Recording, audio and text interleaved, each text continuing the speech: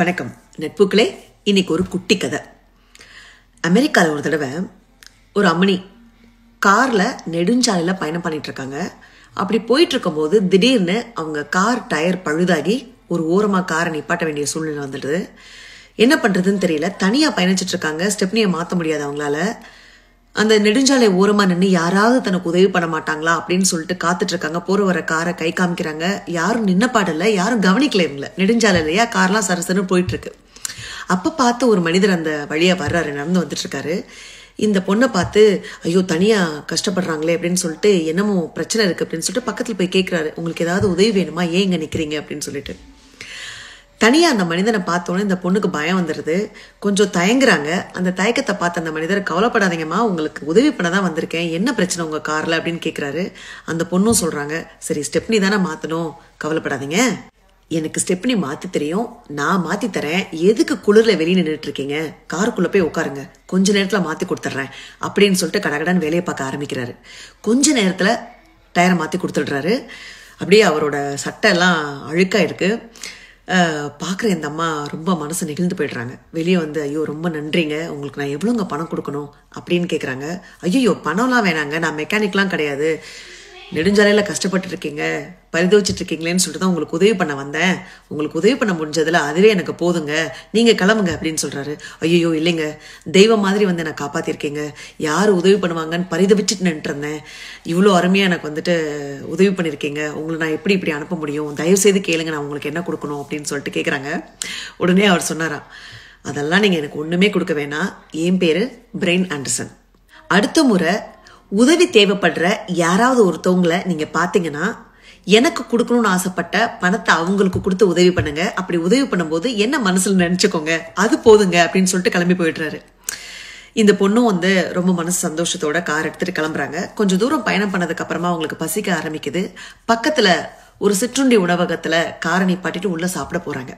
அப்ப 8 மாத நிறை கர்ப்பிணியா இருக்கிற ஒரு பொண்ணு அவங்களுக்கு பரிமாறதுக்கு வர்றா. வந்த உடனே அவங்கள வந்துட்டு வாங்க வாங்கன்னு சொல்லி உட்கார வச்சு அவங்கள ஆசுவாசப்படுத்திட்டு என்ன தேவைன்னு கேட்டு ரொம்ப சுறுசுறுப்பா வேலையெல்லாம் பார்த்து அவங்களுக்கு உணவு கொடுக்குறா. அந்த பொண்ணை பார்த்தாவே தெரியுது அவ்வளவு உடல் சோர்வுலையும் சுறுசுறுப்பா வேலை பார்க்குறா. அந்த பொண்ணு கண்டிப்பா வந்துட்டு கஷ்டத்துல தான் இருப்பான்னு பார்த்தாவே தெரிஞ்சது இந்த அம்மாவுக்கு. உடனே என்ன பண்றாங்க, சாப்பிட்டு முடிச்சதுக்கு அப்புறமா ஒரு $100 கொடுக்குறாங்க கையில. இந்த பொண்ணு அவங்க சாப்பிட்டதுக்கான பணம் போக மீதத்தை கொண்டு வந்து கொடுக்கலான்னு வந்து பார்த்தா இந்த அம்மணி அதுக்குள்ள கிளம்பி போயிட்டாங்க.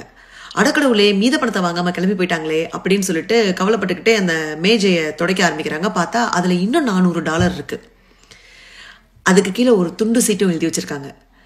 அந்த துண்டு சீட்ல இந்த மாதிரி எழுதியிருந்தது, அன்பு தோழியே, இந்த பணம் உனக்கு தான், உன்னோட இந்த நேரத்துல இந்த பணம் ரொம்பவே உதவியா இருக்கும், நீ எனக்கு எதுவும் தர தேவை கிடையாது, தெரிஞ்சுதான் இந்த பணத்தை நான் இங்க வச்சுட்டு போறேன், நான் நெருக்கடி காலத்துல இருக்கும்போது முகம் தெரியாத ஒரு நபர் எனக்கு ஒரு அருமையான உதவியை பண்ணாரு, அவரை மனசுல நினைச்சிட்டு தான் இந்த உதவியை நான் உனக்கு பண்றேன், நீ எனக்கு ஏதாவது பண்ணணும்னு ஆசைப்பட்டேன்னா இதே மாதிரி உதவி தேவைப்படுறவங்களுக்கு இந்த அன்பு சங்கிலி அறுந்து போகாம நீ ஒரு உதவியை பண்ணு அப்படின்னு சொல்லிட்டு அந்த துண்டு சீட்டில் எழுதியிருந்ததான். இதை படிக்கும்போது அந்த பொண்ணு கண்ணில் அப்படியே தண்ணியா கொட்டுது. அதாவது அடுத்த மாசம் தன்னுடைய பிரசவ செலவுக்கு எப்படி நம்ம சமாளிக்க போறோம்னு ஏங்கிக்கிட்டு இருந்த அந்த பொண்ணுக்கு இது ரொம்ப பெரிய வரப்பிரசாதமா அந்த பணம் அமைஞ்சதுங்க. மனசுல சந்தோஷத்தோட வீட்டுக்கு போனோன்னா அவங்க கணவர்கிட்ட நடந்ததெல்லாம் சொல்றா.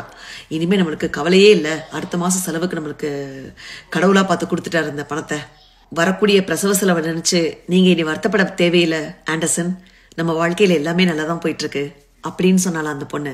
இந்த ஆண்டர்சன் யாரு? நெடுஞ்சாலையில அந்த அம்முனிக்கு உதவி பண்ண ஆண்டர்சன் தான் இவரு. கடவுள் பாருங்களேன் எங்கெங்க முடிச்சு போடுறாருன்னு சொல்லிட்டு. இவரு அந்த பொண்ணுக்கு எந்தவித எதிர்பார்ப்பும் இல்லாம பண்ண உதவி எப்படி ரெட்டிப்பா இவருக்கு திரும்ப வந்திருக்கு பாருங்களேன். இவருக்கு தேவையான நேரத்துல அந்த ஆண்டர்சன் வந்து வேற யாரும் இல்லைங்க, ஸ்கேட் போர்டு விளையாட்டு வீரர், பிரபலமான வீரர். தன்னுடைய நிறைய பேட்டிகள்ல இந்த விஷயத்த சொல்லியிருக்காரு.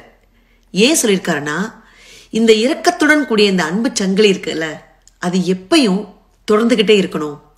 ஒருத்தவங்களுக்கு நம்ம பண்ற உதவி, கைமாறு கருதாத நம்ம பண்ற உதவி நம்மளுக்கு எப்ப தேவையோ யாரோ ஒருத்தர் மூலமா நம்மளை கண்டிப்பா வந்து அடையும். ஆகவே நட்புகளே, இன்னைக்கு நாம நல்லா இருக்கோம், உயிரோட இருக்கோம் அப்படின்னா நம்மளை சுத்தி யாரோ ஒருத்தவங்க நம்ம மேல காட்டுற உண்மையான அன்பை தவிர வேற என்னவா இருக்க முடியும்?